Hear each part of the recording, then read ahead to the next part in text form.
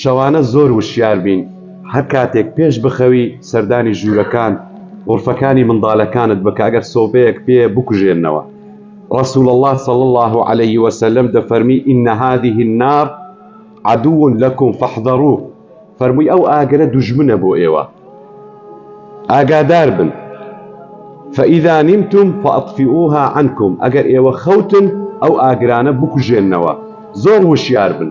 ساڵانە سۆبەی غاز دەتەقی، سۆبەی نەوتی، شەوان دەخەون سۆبەکە پێیە تووشی تەنگە نەفەسی دەبن یان ئاگر دەگری. بۆیە کاتێک ئینسان دەیەوێت بخەوی رسول الله فەرمیتی صلى الله عليه وسلم ئاگرەکانتان بکوژێننەوە یان بە ئەو ئافرەت و ئەوانەی ماڵەوە بلێن کاتێک سۆبە نەوتی تێدەکەن بکوژێننەوە. ئەوجا ئەوە چەندین حاڵەت پارەکە ڕوویدای ئاگری سۆبەکە پێ و نەوتی لەسەر دەکەن، ڕوودا و سووتان و ئەو شتانە لێ ڕوودا. خوای گەورە هەموو لایەکمان بپارێزێت.